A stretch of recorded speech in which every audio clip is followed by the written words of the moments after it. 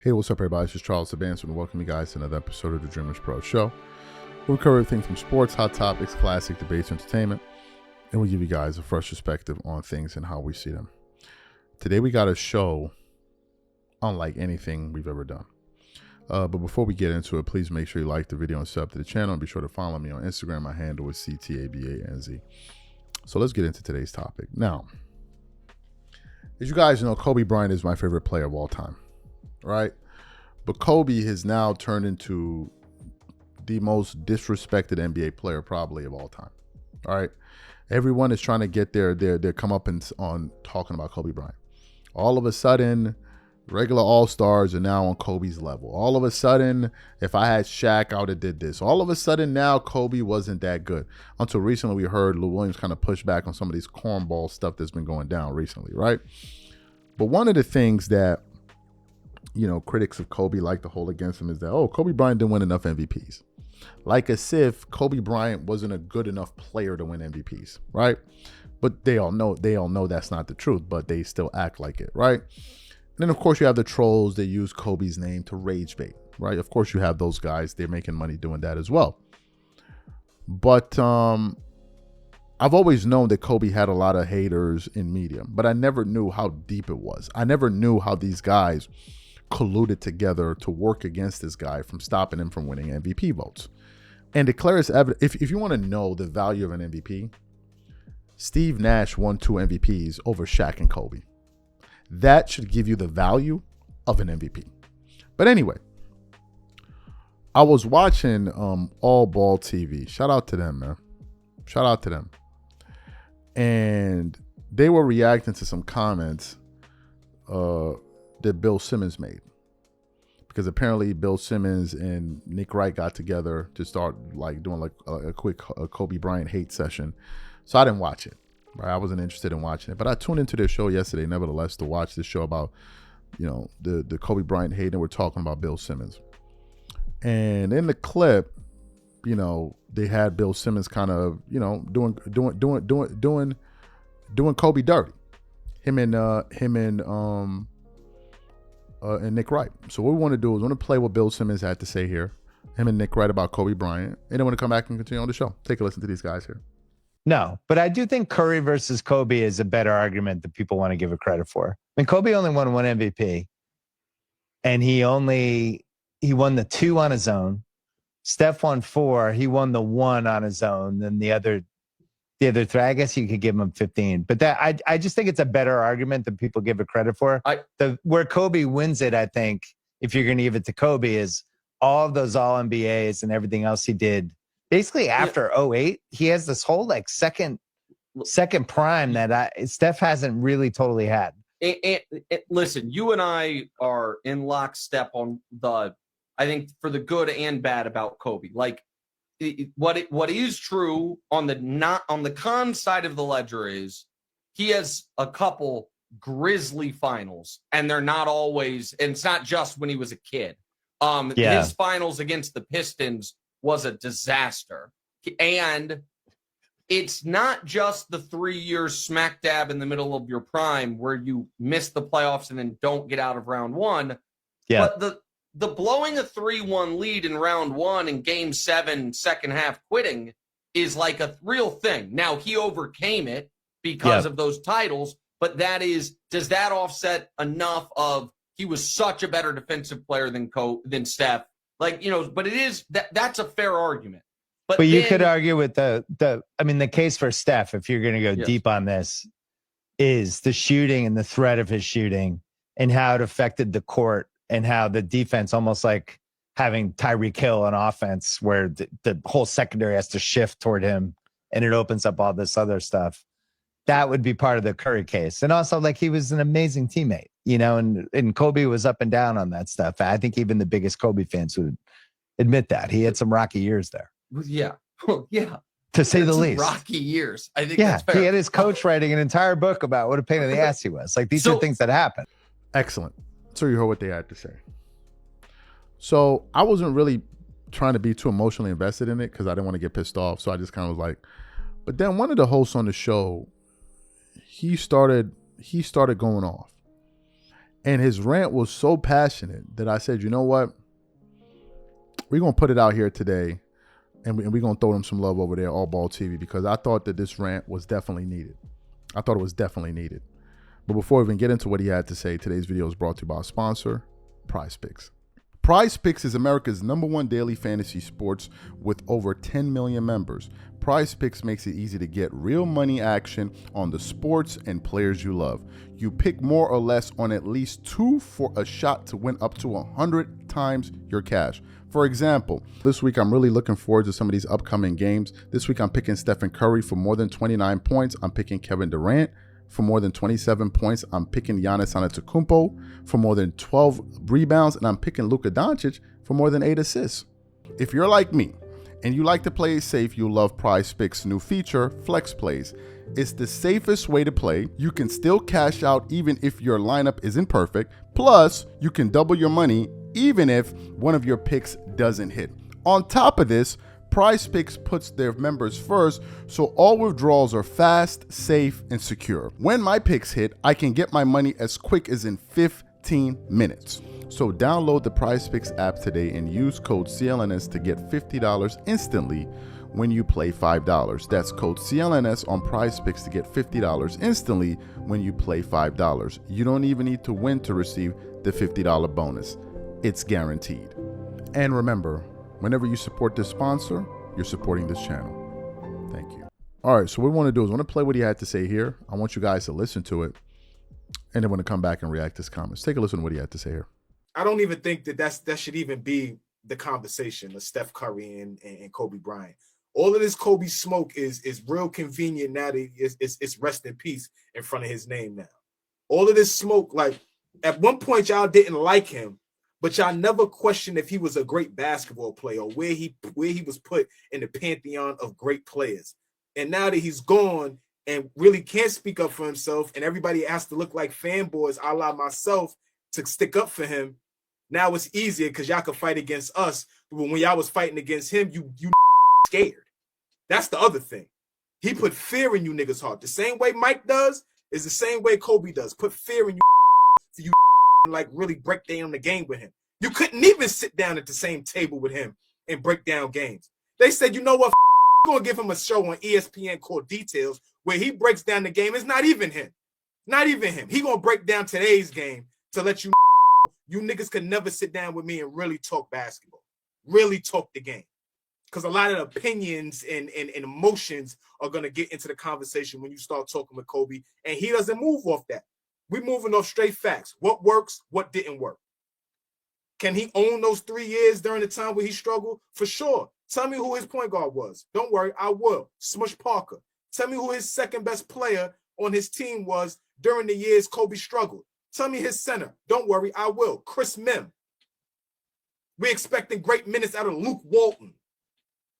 And he still carried that team to the playoffs. Get the out of here with a lot of that when y'all bring up Kobe Bryant and this hate train that people are trying to get on about if can he be matched up with Steph Curry and all that. Steph is in a different lane. He's a game changer. He's a transcendent player.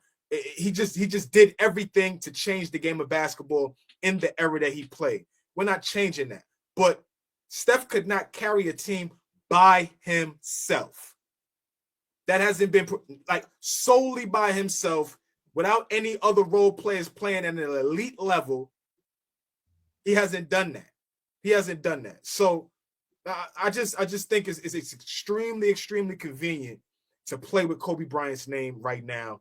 While he's no longer here. It's insane.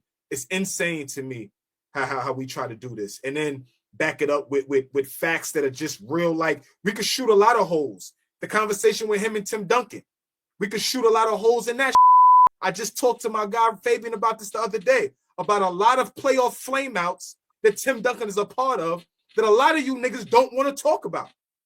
Losing to Dallas in the first rounds of series. Losing as a #1 seed against an 8 seed Memphis Grizzlies.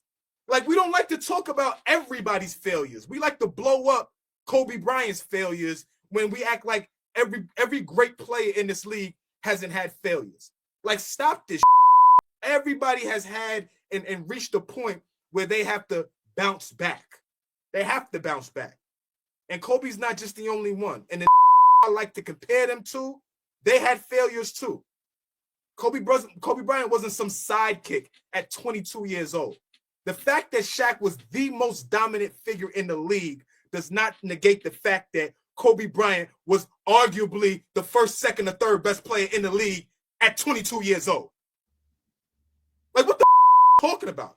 My passion right now, guys, is for all this noise that comes around his name. It's nasty. It's nasty. And a lot of it is not factual. It's not. It's revisionist history. Go back to a lot of every flaw, every failure he bounced back from. Oh, y'all said I'm a heard you. We're gonna bounce back from that. Well, good. They put a G in front of that word on YouTube. Rapist, my fault. Y'all said I was a rapist. Okay, we bounce back from that. Okay, I lose in the finals to Boston. Okay, we bounce back from that. We win 2 in a row, back to back it, right? Without Shaq, right? Who I was the sidekick for. Like, come on, y'all. Come on, y'all. We all love basketball. We all love this hot take era. We all love saying fly and validating what we think. But be cool. Be cool. Go back and really watch what happened. Miss the narratives. There's plenty of ways to go watch the game and fact check yourself and not worry about what and repeat what somebody said that you think is cool. Go back and really watch what happened. Fantastic. So you heard what he had to say. Now, I want to get into the part where I said the writers were working against Kobe Bryant. And this gentleman brought up some pretty stunning evidence. And I want to put it up for you guys. And this is his stuff here. And it was from an article from Scoop Jackson of ESPN. It says, Scoop Jackson of ESPN speaks on the blatant hate that was going on for years from a good chunk of the media to Kobe. The truth is Kobe Bryant might never win an MVP of this league. He's hated too much. Hated by those who cast votes. Writers won't honor Kobe like that. As one writer said to me when the subject was brought up in a conversation for the election year, Kobe's electability quotient is 0. How is hate justified? Easy. By being consistent. Because if you are honest, if we look at what Kobe Bryant has done in the past 2 seasons without winning the MVP, there should be no way he can win it this year, which leads us back to the hate. A man averages 34 points and then 34 points, the 8th highest average in the history of the league. He gave you 5.3 rebounds, 4.5 assists, and 1.8 steals. He has gone 27 games of 40 plus points. He has 1 month where he averages 43.4 points per game, scores 81 in 1 game, and outscores an entire team in another with 62 points against the Dallas Mavericks, where he sat out the 4th. He's on the all defensive first team, something not one other players in the MVP running is included on. And he led a CBA built team to the playoffs. The man has a season that no one is likely to see for another generation. And he comes in 4th in MVP voting that year. But it didn't just stop there. There was an article that was written by, I guess, Bill Simmons, and I want to read it here. It says, well then, here's what kills me. When I checked right before our video store trip, the Lakers were getting killed, and Kobe only had 14 points. So I crossed the game off for the night. Big mistake. Like many NBA junkies, I monitor Laker games since Kobe reached.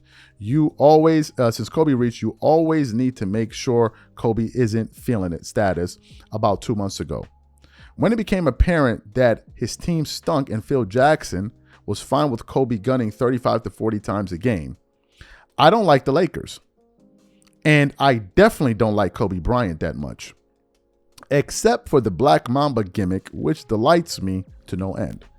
But I enjoyed the nightly potential of an ESPN classic caliber scoring explosion. It's a form of basketball that has never been seen at this level, as I wrote 2 weeks ago. As like Teen Wolf sprung to life.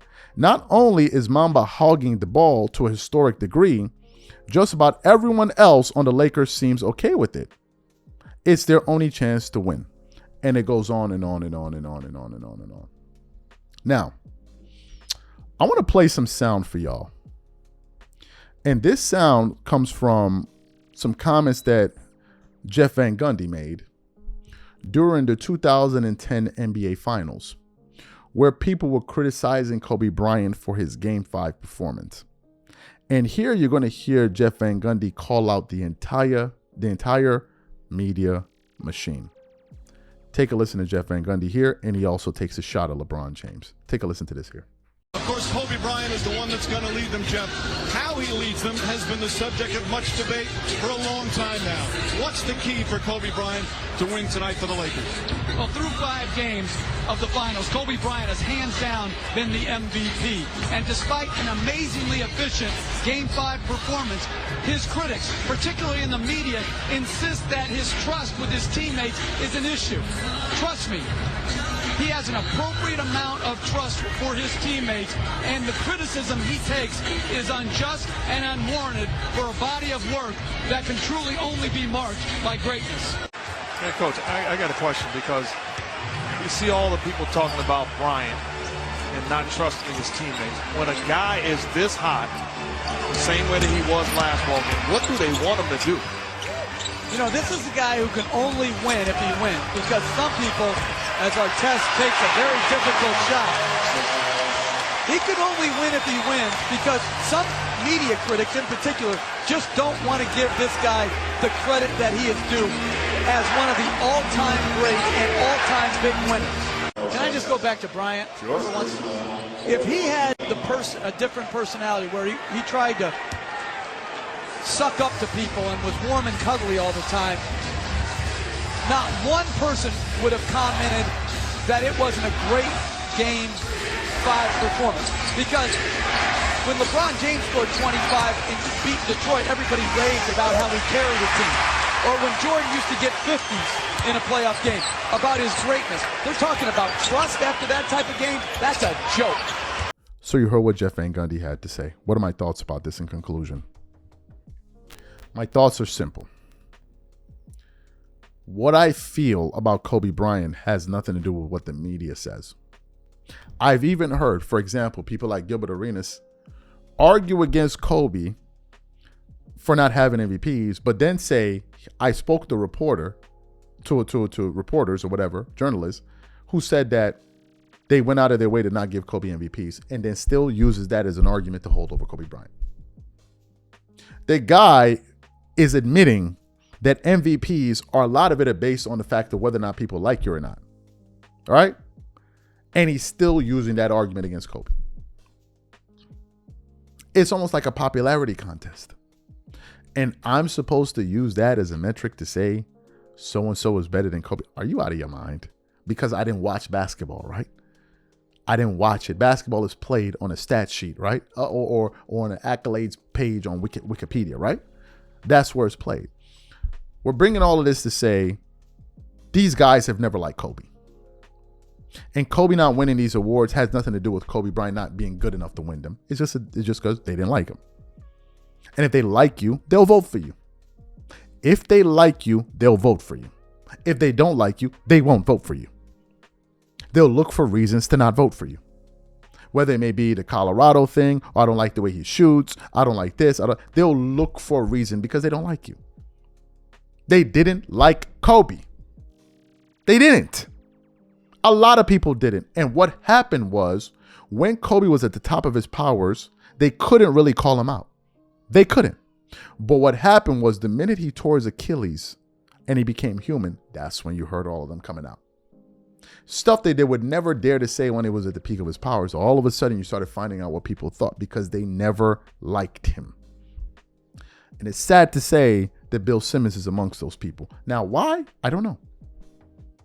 I don't know why these people choose to like who they dislike. But I thought it was important to put this message out that the media has always been against Kobe. They can lie and say this and say that. That's just the truth. They've always been against him. You got the evidence there. We're going back 15 years now. to prove this to you.